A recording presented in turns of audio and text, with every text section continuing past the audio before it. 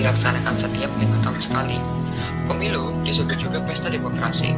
Saat pemilihan gubernur DKI Jakarta 2017, Basuki Cahayapurnama melakukan kampanye dengan menyinggung surah Al-Maidah. Hal ini memicu gerakan massa penduduk muslim yang dikenal dengan gerakan 212. Hal tersebut dianggap merupakan strategi politik identitas sehingga berhasil memenangkan Anies Baswedan dalam pemilu gubernur DKI 2017. Sedangkan Basuki Cahayapurnama divonis 2 tahun penjara sehingga memicu gerakan 1000 lilin kaum Kristiani di Kupang. Hal ini tentu saja berdampak pada persatuan dan kesatuan bangsa yang dipicu oleh dilakukannya politik identitas. Apa itu politik identitas? Politik identitas adalah menggunakan identitas diri seperti suku ataupun agama sebagai landasan dalam berpolitik. Misalnya, seorang politisi dari Jawa akan meyakinkan orang-orang yang juga berasal dari Jawa untuk memilihnya karena adanya asosiasi dari identitas yang sama. Lantas, identitas apa yang digunakan dalam Pilkada DKI Jakarta 2017 dan Pemilu 2019? Sejak Pilkada DKI Jakarta pada 2017, politik identitas dianggap mampu menggerakkan massa, dibuktikan dengan kalahnya Basuki Cahayapurnama meski saat menjabat sebagai Gubernur DKI Jakarta, approval ratingnya mencapai 70%, atau dengan kata lain, meskipun warga sangat puas dengan hasil kerjanya, Basuki Cahayapurnama berhasil dikalahkan oleh Anies Baswedan di putaran kedua. Saat Pilpres 2019, kedua pasangan kandidat sama-sama berusaha memenangkan hati para pemilih Muslim yang mencapai 160 juta atau sekitar 85% dari total jumlah pemilih. Jokowi yang sejak 2014 dianggap kurang Muslim sampai menggait Ketua MUI Ma'ruf Amin sebagai cawapresnya untuk memikat pemilih Muslim. Sedangkan Prabowo Subianto menggunakan pengaruh kedekatannya dengan FPI serta dukungan dari Ijtima Ulama untuk memikat pemilih Muslim. Bagaimanakah peraturan tentang politik identitas? Apakah ada peraturan dari pemerintah yang membahas mengenai pelaksanaan dari adanya politik identitas? Ya, jawabannya ada, yaitu di Undang-Undang Nomor 10 Tahun 2016 tentang Pilkada.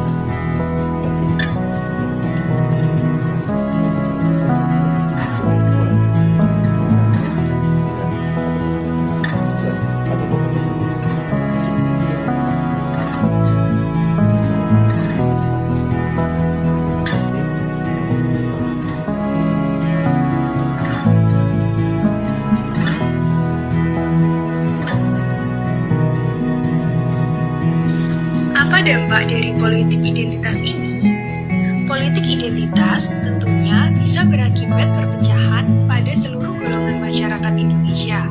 Hal ini tentunya dapat mengganggu keharmonisan kehidupan negara kita yang terdiri dari berbagai macam suku, ras, maupun agama.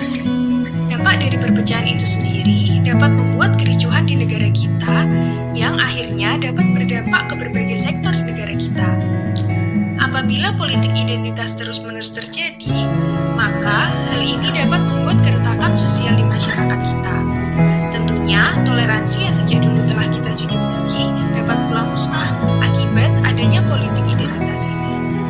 Terlebih, saat ini, kemajuan teknologi juga turut serta dalam mengejarkan isu politik identitas yang dapat berdampak buruk bagi kesatuan negara kita.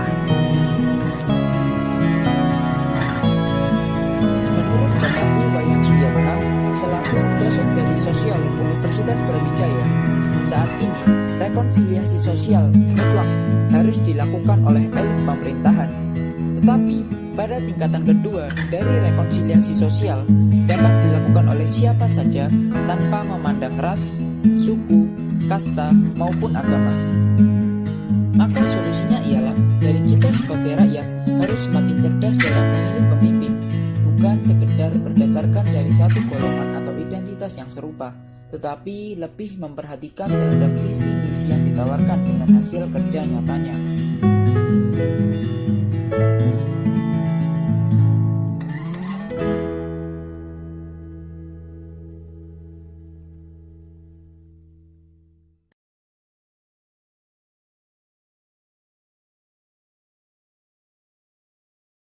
bubar. Enggak, saya sampai Oktober 2017. Jadi jangan percaya sama orang, kan bisa aja dalam hati kecil Bapak Ibu nggak bisa pilih saya. Ya kan, dibohongin pakai surat Al-Maidah 51 macam-macam gitu. Itu hak Bapak Ibu. Ya. Jadi kalau Bapak Ibu perasaan nggak bisa pilih nih, karena saya takut masuk neraka, dibodohin gitu ya, nggak apa-apa. Karena ini kan panggilan pribadi Bapak Ibu. Program ini jalan saja. Ya, jadi Bapak Ibu nggak usah merasa nggak enak. Dalam nuraninya nggak bisa pilih Ahok. Ini merupakan gambar yang kami dapatkan langsung dari atas. Ini bisa Anda saksikan ya, bahwa ini di luar dari area Monas gitu, tepatnya di jalan-jalan menuju area Monas, dipenuhi oleh massa yang berpakaian putih-putih dari berbagai daerah. Bahkan sejak semalam tadi, sejak Kamis malam, massa yang datangnya dari Depok, dari Tangerang, bahkan dari Banten, dari daerah-daerah di luar Jakarta sudah banyak yang menginap di Masjid Istiqlal.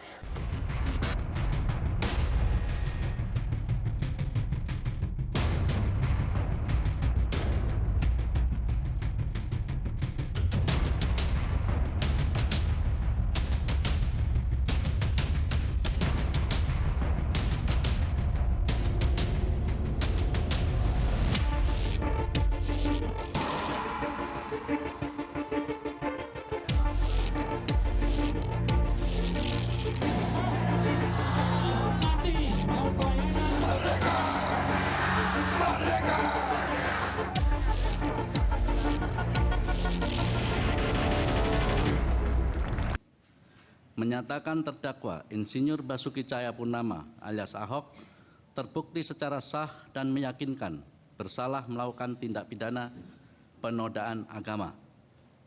Menjatuhkan pidana kepada terdakwa oleh karena itu dengan pidana penjara selama 2 tahun. Ratusan warga pendukung Ahok menggelar 1000 lilin di depan kantor Pengadilan Tinggi Kupang Selasa malam. Aksi 1000 lilin ini sebagai bentuk dukungan sekaligus kekhawatiran ancaman bakal meningkatnya intoleransi agama.